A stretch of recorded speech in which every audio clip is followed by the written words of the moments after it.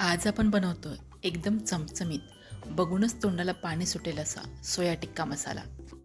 सोया टिक्का मसाला बनवण्यासाठी इथे मी 1 cup soya chunks घेतले आहेत. हे सोया चंक्स छोट्या आकाराचे आहेत, म्हणजे आपले जे छोले असतात ना त्या आकाराचे आहेत. पण याऐवजी मोठ्या आकाराचे सोया चंक्सही इथे वापरू शकतो. आता हे सोया चंक्स मी एका बाउलमध्ये घेतलेत आणि त्यामध्ये 1 ग्लास उकळलेलं पाणी घातलं.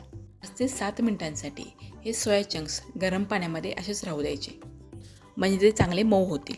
आता हे छोट्या आकारातील सोया चंक्स असल्यामुळे मी त्यामध्ये गरम पाणी घालून ते असेच ठेवून दिले आहेत. पण जर याऐवजी मोठ्या आकारातील सोया चंक्स घेतले असतील तर ते पाण्यामध्ये घालून 5 मिनिटांसाठी उकळून घ्यायचे आणि मग ते झाकण ठेवून पुन्हा 5 मिनिटांसाठी ठेवून द्यायचे, म्हणजे ते चांगले मऊ होतील.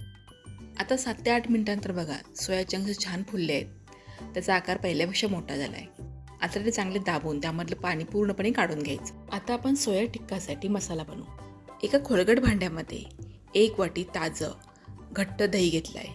हे दही 5 मिनिटांसाठी बांधून ठेवलं होतं, त्यामुळं त्यामधलं जास्तीचं पाणी निघून गेलं आहे. दह्यामध्ये पावडर मसाले घालायचे आहेत. मसाल्यामध्ये मिरची पावडर, धना पावडर, जिरा पावडर, हळद आणि चाट मसाला घालायचा. त्याबरोबरच 1 चमचा आलं लसूण पेस्ट, 2 चमचे तेल, अर्ध्या लिंबूचा रस आणि 1 चमचा बेसन घालायचं. आता इथे दही वापरताना ताजं आणि गोडच घ्यायचे, पण जर ते थोडंफार आंबट असेल तर लिंबू रस नाही घातला तरी चालेल. आता यामध्ये चवीनुसार मीठ घालायचे. मी मगाशी मीठ घालायला विसरले होते. मीठ घातल्यानंतर हे सगळे मसाले दह्यामध्ये छान मिसळून घ्यायचे, सगळे एकजीव करून घ्यायचे. मसाले चांगले एकजीव झाले की यामध्ये पाणी काढून घेतलेले सोया चंक्स घालायचे आणि मसाल्यामध्ये चांगले मिसळून घ्यायचे. आता यामध्ये चौकोनी आकारात कापलेल्या भाज्या घालायच्या. त्यामध्ये शिमला मिर्च, कांदा आणि टोमॅटो घातला आहे. टोमॅटो घेताना चांगला कडक टोमॅटो घ्यायचा आणि त्यामधलं आतलं बी पूर्णपणे काढून टाकायचं आणि मग त्याचे चौकोनी तुकडे करायचे. आता ह्या भाज्याही सोया चंक्स बरोबर मसाल्यामध्ये अगदी व्यवस्थित मिसळून घ्यायचे आणि सगळं छान मिसळून झालं की 10 ते 15 मिनिटांसाठी हे असं झाकून ठेवायचं, म्हणजे सोया चंक्समध्ये ते मसाला चांगला मुरला जाईल. सोया चंक्स मुरायला ठेवून 15 मिनिटं झाली आहेत. आता कढईमध्ये 2 चमचे तेल घ्यायचं.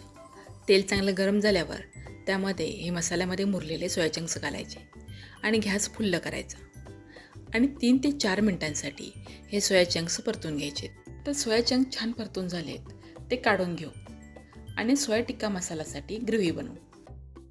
कढईमध्ये 2 चमचे तेल घेतलं आहे. तेल चांगलं गरम झाल्यावर त्यामध्ये 1 चमचा जिरं घातलं. जिरं चांगलं फुललं त्यामध्ये 1 मोठ्या आकाराचा कांदा एकदम बारीक चिरून घातला.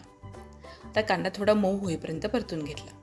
कांदा चांगला मऊ झाला की त्यामध्ये 1 चमचा आलं लसूण पेस्ट घातली आणि ती कांद्याबरोबर एखाद्या मिनिटासाठी परतून घेतली. आता यामध्ये एका टोमॅटोची पेस्ट, छोटा पाव चमचा हळद, चवीनुसार मीठ, 1 चमचा मिरची पावडर आणि 1 चमचा गरम मसाला घातला. आता हे मसाले फोडणीमध्ये छान एकजीव करून घेतले आणि कडेनं तेल सुटेपर्यंत मंद गॅसवर परतून घेतले. मसाला तयार झाला की यामध्ये सोया चंक्स घालायचे आणि 2 ते 3 मिनिटांसाठी मसाल्यामध्ये छान परतून घ्यायचे. आता यामध्ये 1 कप गरम पाणी घालायचं. आपण याची ग्रेव्ही खूप जास्त पातळ बनवत नाही, त्यामुळे 1 कप पाणी पुरेसं होतं. आता यावर झाकण ठेवायचं आणि 5 मिनिटांसाठी मंद गॅसवर शिजवून घ्यायचं. आता 5 मिनिटांतर बघा, एकदम चमचमीत असा सोया टिक्का मसाला तयार आहे. घरी जर अचानक पाहुणे आले आणि काहीच भाजी शिल्लक नसेल तर तेव्हा तुम्ही हा एकदम मसालेदार सोया टिक्का मसाला बनवू शकता.